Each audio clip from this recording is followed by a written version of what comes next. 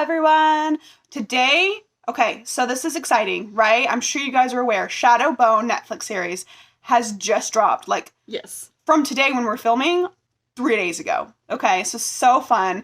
I'm sure... Very exciting. I'm sure all y'all are fans, right, of Leigh Bardugo and her series of the Grisha world. The Grisha trilogy. So it's going to be so fun. So today we're just going to briefly review the first episode, right? The first episode. We haven't finished it, right? We're trying to take our time to enjoy it, but we wanted to give you a little bit of a sneak peek or a snippet of what we were thinking about this show. Honestly, highly anticipated, right? Awesome. It was great. I'm Kimberly. I'm Carly. Book twins.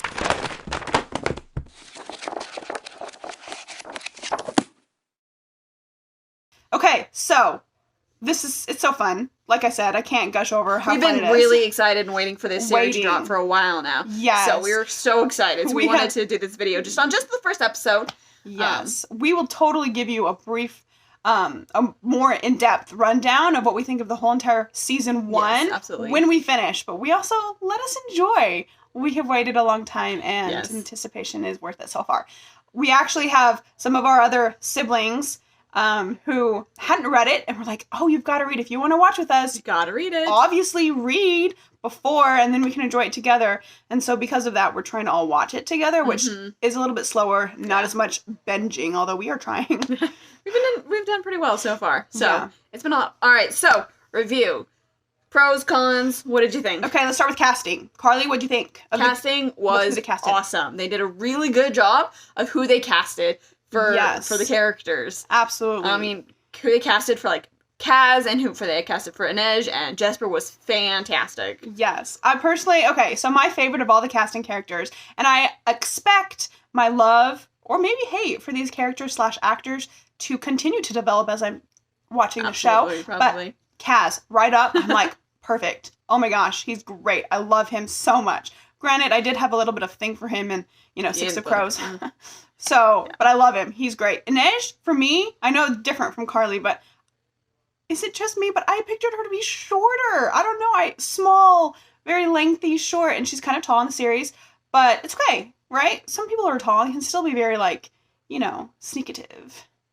I don't know. I love who they casted for Inej. I thought it was fantastic. And as I've been watching more episodes, it's just gotten better. So I was a big fan of that. And especially of Jesper. Oh my gosh. Loved who they How casted. can you not love him? So fun. Man, y'all are going to have different opinions than us. I just know. Man. And even Alina and Mao, the two, the chemistry between the two and who they casted was really well. They have a little bit of flashbacks, right, to Mal and Alina's childhood when they're in the orphanage, right? And it gives more depth and good development to who they are and what their relationship was with each other.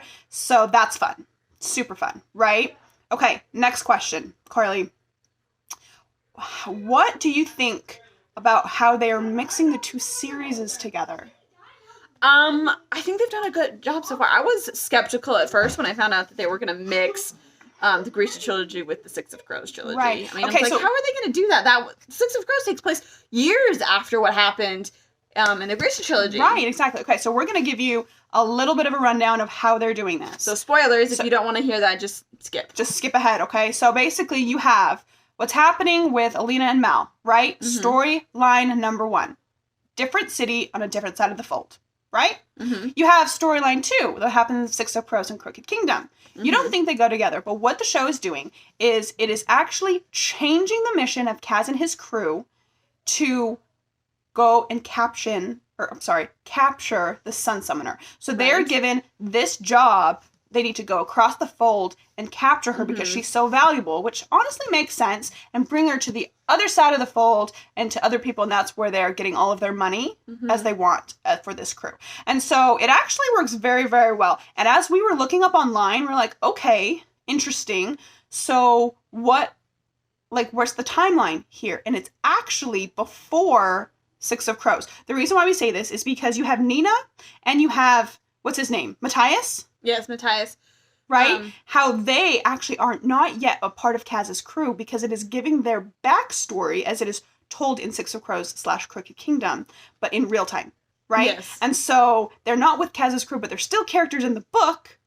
and they're just being developed and what's going to happen across season 1. So that's super exciting. So they're not replacing the heist that they did in Six of Crows. That's just going to happen later in season 2. This is a bonus heist that we get from Kaz and his crew. And brilliant, honestly. Right? So one of the producers is Leigh Bardugo, and you can definitely tell that she has her hands all over this. Like, this is her baby, and she's going to do this well. It stays true to how you read the books and to the storyline and to, like, the essence of the characters that we've liked from the books. Absolutely. Absolutely. So I have to say, though, the one thing about the series that has put me off that I wasn't expecting was the accents. So when I read the books initially, I was like, oh, this is Russian. So in my head, they all have Russian accents. I mean, it's true. All the names are Russian, right? Yeah, that's what I was expecting. But everyone in the show has, like, a British or, like, a Scottish accent. Right. And so that keeps throwing me off. It's kind of odd. Yeah. At least they have foreign accents to us here in America, right?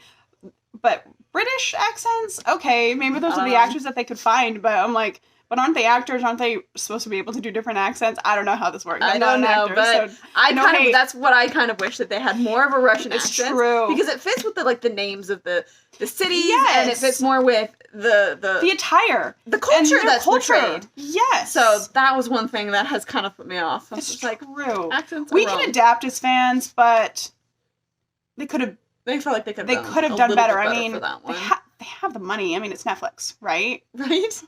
But what doesn't Netflix do at this point? So any other cons you can think of? Yes, one other one. Okay, so it has been a while since I've read these books, okay? I was counting back, and not to age myself too much, 7 years. 7 years since I read the first Grisha trilogy.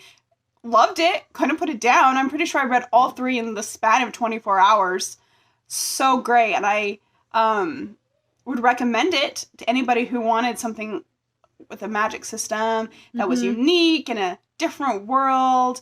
But I didn't reread it at all. I'm reading other stuff, and I didn't want to, pause my other amazing books that I'm reading to reread it for this premiere. And so I was a little bit lost at the beginning. It was almost like the show itself is catering to people who already know the world and already know the magic system of the Grisha, because it skipped over a lot of the introduction of the world and the map and the society. And I kind of went in a little bit confused. I had to ask, okay, who's this person again? Or remind me, what does a fabricator do? And because it doesn't give it to you in the show. It's almost like you have to figure it out yourself. And there were a couple times where, like, I'm so confused what the map is like. Somebody go get the book. We want to see the map. And so we kind of had to figure it out for ourselves. So I would imagine if you had never read these books and you were going in completely new, you would be like, huh? I mean, that's true. They could have done a lot better job of explaining, how the Grisha work or why the Grisha are so special. Yeah. And there was one thing when we were watching it that you pointed out that I hadn't really thought of that I thought was a good point was, so you have the royal family. And the Grisha are all loyal, right, to the royal family, but the royal family itself, they don't have any magic. And, like, logically, that doesn't make a whole lot of sense. Yeah. How did the royal family eventually come into power without any of these magic powers? And also... Like, what makes the Grisha themselves so loyal to this family? Yes, exactly. So I thought that was a good point that wasn't explained, so... Yeah, so you never know. There's more episodes we have yet to watch, so all of our like opinions or thoughts or conjectures could be moot at this point because it might be addressed later on the other episodes. This is just for our thoughts of the first episode. Yes, we could we could be fools. It's true. By the end of this show. So tell us what you guys think of the first episode. Let us know. Thanks. Bye.